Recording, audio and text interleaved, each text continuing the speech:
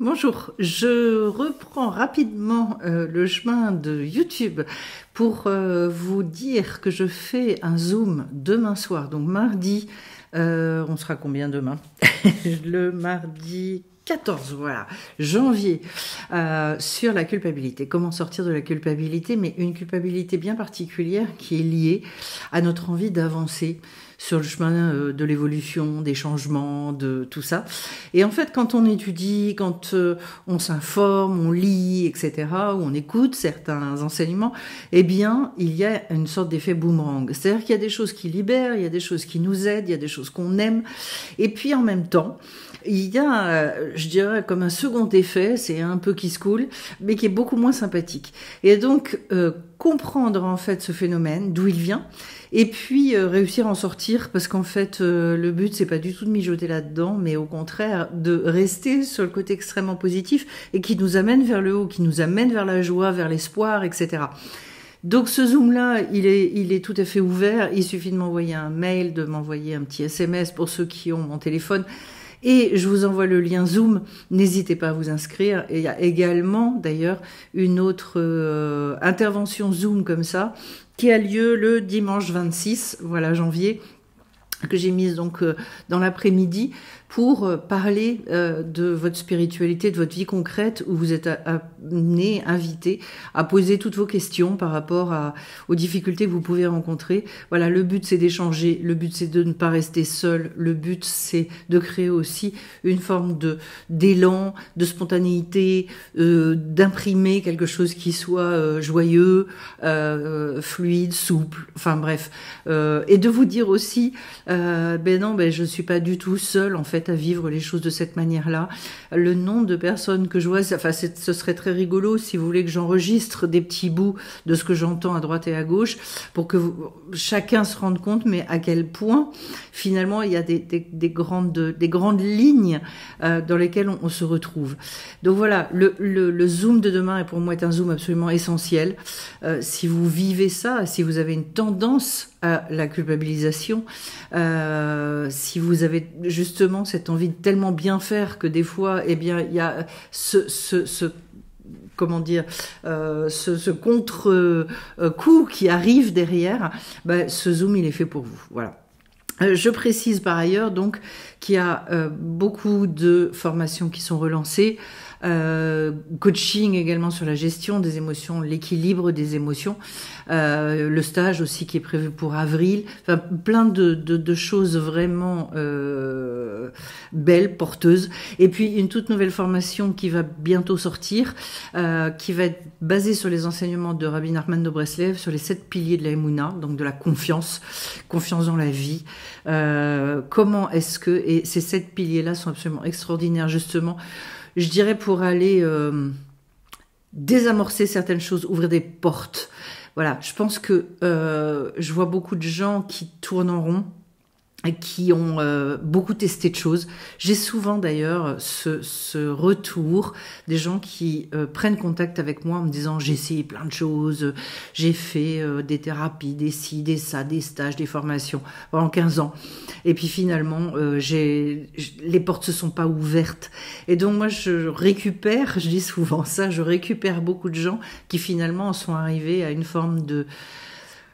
Comment est-ce que je peux appeler ça? C'est plus que de la tristesse. Enfin, bien sûr, c'est beaucoup de tristesse, mais c'est aussi une forme de désespérance, parce qu'en fait, à croire que finalement les solutions, elles n'existent pas, à croire que je suis condamnée quelque part à m'embourber dans quelque chose.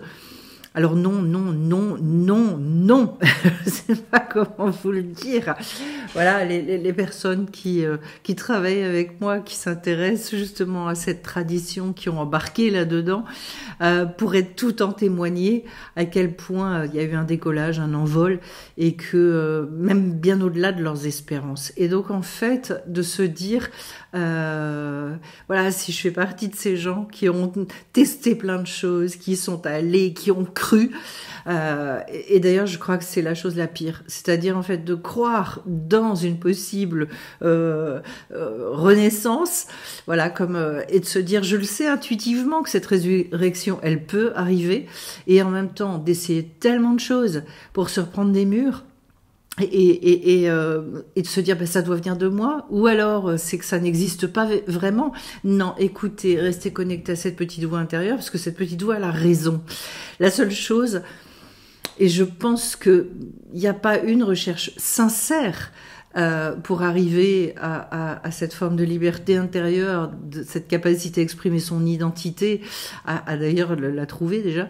Il n'y a pas un seul chemin qui n'est pas passé par ce genre de cul-de-sac, par ce genre de quelque part aussi de ras-le-bol des fois qui peut mettre en colère. Non, j'ai jamais eu un témoignage d'une personne qui m'a dit, moi la route elle a été droite, j'ai tout de suite trouvé.